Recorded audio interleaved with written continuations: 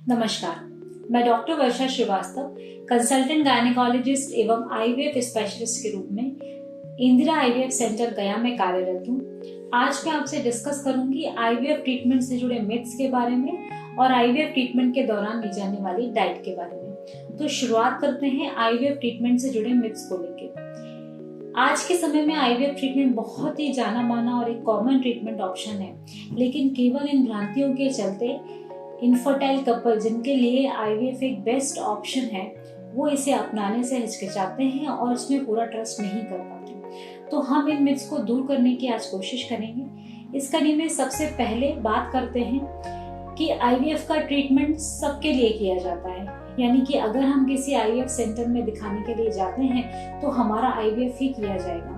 तो यहाँ पे मैं क्लियर करना चाहती हूँ कि आईवीएफ कुछ कपल्स के लिए बेस्ट ऑप्शन है और कुछ कपल के लिए ये ओनली ऑप्शन है।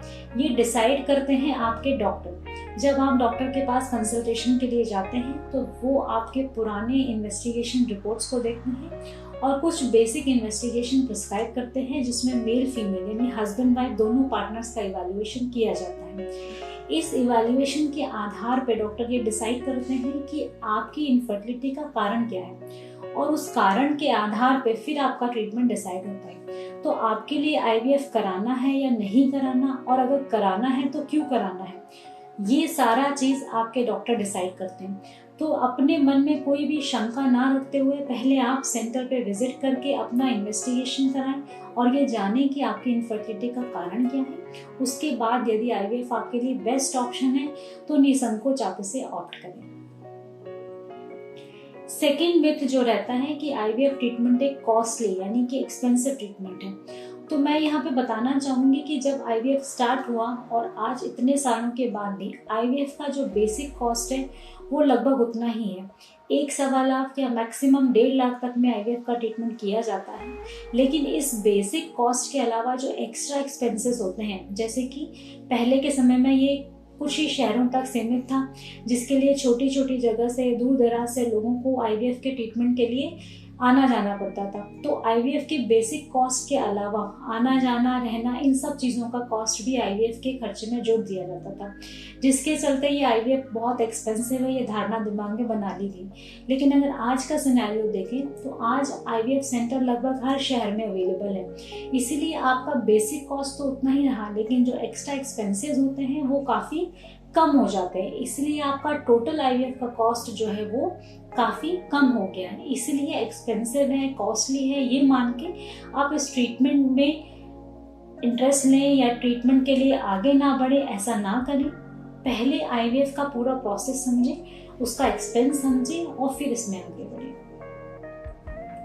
तीसरी धारणा जो रहती है कि जो आईवीएफ ट्रीटमेंट किया जाएगा इसमें 100% गारंटी नहीं है, तो हम सेंटर टू सेंटर भटकते रहते हैं। पर मैं ये क्लियर करना चाहूँगी कि आईवीएफ एक साइंटिफिक डेवलपमेंट है, ये एक साइंस है, ये कोई कॉमर्स से रिलेटेड चीज़ नहीं है जिसमें हम परसेंटेज की बात करें। जहाँ तक सक्सेस की बात है तो आईवीएफ की सफलता निर्भर करती है कि आप जिस आईवीएफ सेंटर पे अपना ट्रीटमेंट करा रहे हैं वहाँ के डॉक्टर्स का एक्सपीरियंस कितना है, वहाँ के एम्ब्रोलॉजिस्ट का एक्सपर्टीज़ कितना है, वहाँ की लैब की क्वालिटी क्या है, प्लस आपके अपने क्लिनिकल पैरामीटर्स क्या कहते हैं, यानी आप किस एज में आईवीएफ के लिए अप्रोच कर रहे हैं, आपका ओवम क्वालिटी, आपका स्पर्म क्वालिटी या फिर एंडोमेट्रियम की क्वालिटी क्या है। इन सारे पैरामीटर्स को मिला के किसी भी बेस्ट आईवीएफ सेंटर का जो सक्सेस रेट होता है वो एट दी मैक्स 70 to 80% होता है। इसलिए 100% गारंटी के इंतज़ार में आप अपना समय बर्बाद ना करें और अपने सेंटर पे विजिट करके ये सुनिश्चित करें कि मेरे क्लिनिकल पैरामीटर्स और मेरे लैब की क्वालिटी मेरे लिए कितने % सक्सेस के लिए कहती है। चौथा मिथ जो आता है कि आईवीएफ ट्रीटमेंट के द्वारा हम ये पता कर सकते हैं कि मेल है या फीमेल है। यहाँ पे एकदम स्ट्रिक्टली क्लियर कट ये क्राइटेरिया है कि पूरे आईवीएफ प्रोसेस के दौरान ये कहीं भी किसी भी लेवल पर नहीं पता किया जा सकता कि गर्भ में डाल दे जाने वाला भ्रूण मेल है या फीमेल है। इसलिए इस तरीके की वहम या धारणाओं में ना फंसे कि मैं जैसा चाहूँगा वैसा गर्भ में बच्चा मैं ले सकता हूँ या जैसा मैं चाहूँगा वैसा मैं डॉक्टर से बात कर सकता हूँ। आईवीएफ आईवीएफ के प्रोसेस में हम केवल उच्चतम क्वालिटी का एम्ब्रियो बनाने की कोशिश करते हैं और हमारी कोशिश होती है कि वह एम्ब्रियो जब आपके यूट्रस में डाला जाए तो वो एक सक्सेसफुल हेल्दी बेबी के रूप में बाहर आए। इसके अलावा मेल और फीमेल जैसा किसी भी तरीके का किसी भी लेवल पे कोई भी जांच नहीं की जा सकती है।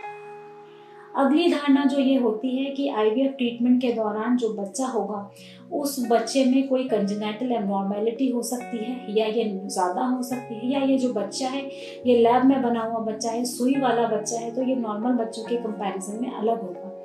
यहाँ पे भी मैं क्लियर करना चाहूँगी कि आईवीएफ ट्रीटमेंट में हम मेडिकल साइंस की कुछ स्टेप्स को बाहर कर रहे हैं, जैसे कि हम ओवम पिकअप करते हैं, स्पर्म को लेते हैं, फर्टिलाइज करते हैं, एम्ब्रियो बनाते हैं, उस एम्ब्रियो को कल्चर करके गर्भाशय में डाल दिया जाता है। इसमें कहीं भी ऐसा कोई भी प्रोसेस नहीं है जो बच्चे में किसी जन्मजात विकृति को बढ़ावा दे सके। एक नॉर्मल कंसेप्शन के दौरान जितना परसेंटेज, जितना चांसेस होता है कंजेनिटल एब्नॉर्मेलिटी का, उतना ही सेम परसेंटेज आईवीएफ में है। उससे कम भी नहीं है, उससे ज़्यादा भी नहीं है।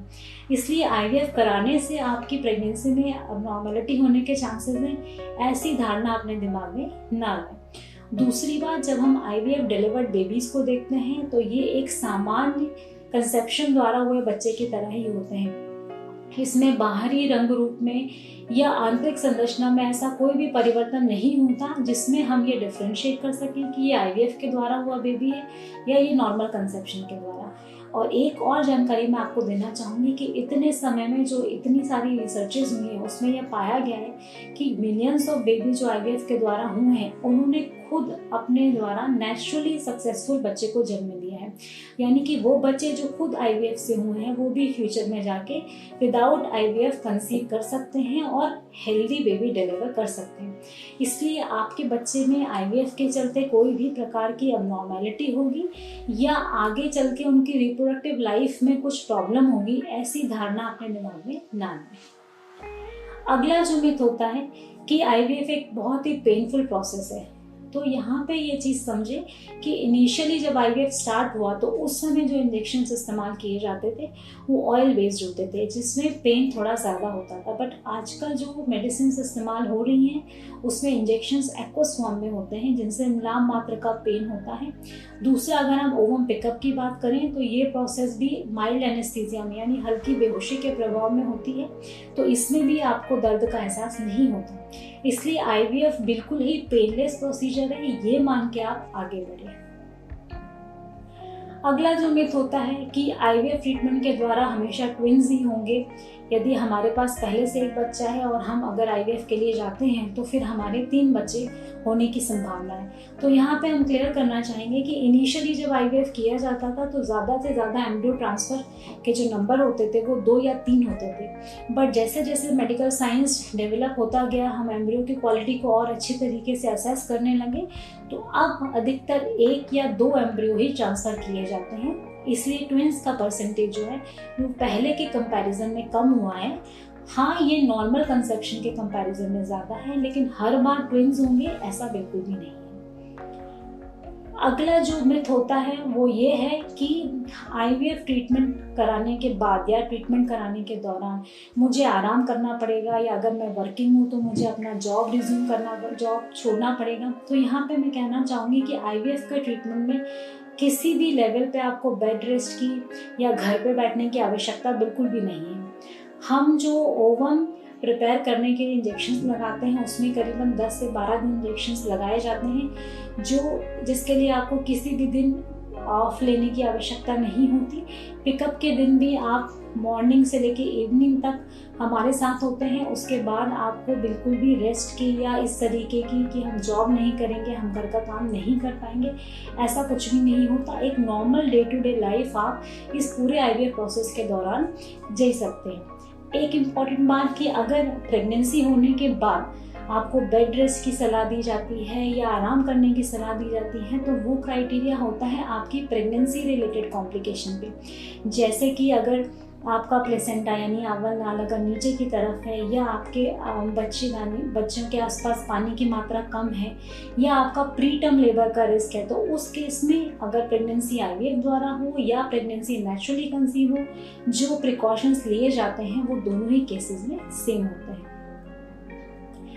तो इस तरीके से हमने जाना कि आईवीएफ से जुड़े हुए मिथ्स क्या है और उसमें साइंटिफिकली बेस्ड उसका बेस क्या है। तो इसीलिए अगर इन मिथ से जुड़े हुए कोई भी और जानकारी आप जानना चाहें तो नीचे दिए गए नंबर पे आप संपर्क कर सकते हैं और हमसे जान सकते हैं जो भी मिथ्स आपके दिमाग में हैं। नेक्स्ट हम जो चर्चा करने वाले हैं वो है आईवीएफ ट्रीटमेंट के दौरान ली जाने वाली डाइट। तो सबसे ज़रूरी बात जो ट्रीटमेंट में कहना चाहूँगी कि आईवीएफ में जब एम्ब्रियो ट्रांसफ़र किया जाता है उसके बाद महिला के दिमाग में कई तरह की उथल पुथल रहती है कि मेरा ट्रीटमेंट पॉजिटिव होगा कि नहीं होगा, कहीं फेल तो नहीं हो जाएगा, या मेरे साथ में जो और पेशेंट्स हैं और कपल्स हैं जिनका ये ट्रीटमेंट हो रहा है उनका रिपोर्ट क्या होगा। तो इन सब चीज़ों से केवल आपके रिजल्ट पे नेगेटिव इफेक्ट ही पड़ेगा, कोई भी पॉजिटिव इफेक्ट इसका नहीं है। इसलिए सबसे पहले तो पूरे आईवीएफ प्रोसेस में आप अपने दिमाग को पॉजिटिव एनर्जी में रखें, पॉजिटिव सोचें, ताकि आप एक हेल्दी आउटकम निकाल के ला सकें। जहाँ तक डाइट की बात है तो पूरे आईवीएफ के ट्रीटमेंट में अगर हम पिकअप के समय की बात करें और ट्रांसफ़र के समय की बात करें तो डाइट में लगभग चीज़ें सेम ही हैं, लेकिन जब हम ओवम स्टिमुलेशन करते हैं, जब हम इंजेक्शंस लगाते हैं अंडे रिट्रीव करने के लिए, उस समय आपको सलाह दी जाती है कि आप हाई प्रोटीन डाइट लें। और जब हम एक बार एम्ब्रियो ट्रांसफ़र कर देते हैं तो उसके बाद हमारे दो ही पैरामीटर्स होते हैं, पहला कि आप एक हेल्दी डाइट लें और दूसरा ये कि आप किसी भी प्रकार के इन्फेक्शन से बचें। इसीलिए घर में बना हुआ खाना खाएं, फ्रेश खाना खाएं। दूसरा, जब ट्रांसफ़र के बाद में जो मेडिसिन आपको दिए जाते हैं प्रेगनेंसी सपोर्ट करने के लिए, बेसिकली वो आपके डाइजेस्टिव सिस्टम को स्लो करते हैं, यानी कि कॉन्स्टिपेशन के चांसेस ज़्यादा होते हैं। आपको हमेशा अपना पेट फुल जैसी फीलिंग रहेगी, आपको हो सकता है कि डाइट आपका रिड्यूस भी हो जाए। तो उस केस में हम ये सलाह देते हैं कि आप अपने दिन भर के मील को छोटे छोटे फ्रीक्वेंट मील्स के फॉर्म में लें, यानी कि लंच, ब्रेकफास्ट, लंच और डिनर ना करके उसके बीच में भी 2 या 3 बार आप स्नैक्स जैसी चीज़ रखें। इससे क्या होगा कि छोटा भोजन करने से वो जल्दी डाइजेस्ट भी हो जाएगा और आपको कॉन्स्टिपेशन की प्रॉब्लम भी नहीं होगी। साथ ही आप अपने भोजन में ईजिली डाइजेस्टेबल चीज़ें ज़्यादा लें, वेजिटेबल्स ज़्यादा लें, सैलेड ज़्यादा लें और प्रोटीन की मात्रा ज़्यादा लें, साथ ही साथ अधिक से अधिक मात्रा में पानी लें। तो ये सब बातें हैं जो आईवीएफ के ट्रीटमेंट के दौरान आपको कैसी डाइट लेना चाहिए, अपना मेंटल और फिजिकल लेवल कैसा रखना चाहिए, इन सब के बारे में आज मैंने आपको बताया। तो इस चर्चा के दौरान मैं एक बात और कहना चाहूँगी कि आईवीएफ एक बहुत ही बड़ा वरदान है आज के समय में उन इनफर्टाइल कपल्स के लिए जो इतने वर्षों से इस इनफर्टिलिटी के एक तरीके से श्राप से जूझ रहे हैं। तो मैं चाहूँगी कि कोई भी मिथ अगर आपके दिमाग में है, कोई भी शंका जो आप अपने आसपास के लोगों से सुनते हैं, तो डायरेक्टली उसे अपने डॉक्टर से क्लियर करें, क्योंकि डॉक्टर आपको इस चीज़ का साइंटिफिक बेस बात बताएंगे, जिसके चलते अगर आप कहीं भी किसी भी वहम के चलते इस ट्रीटमेंट को नहीं अपना पा रहे तो आप आगे बढ़ सकेंगे। उम्मीद करती हूँ कि आज का डिस्कशन आपको ठीक लगा होगा, आपको अच्छा लगा होगा और मैं कई हद तक आपकी भ्रांतियाँ दूर करने में सफल रही होंगी। धन्यवाद।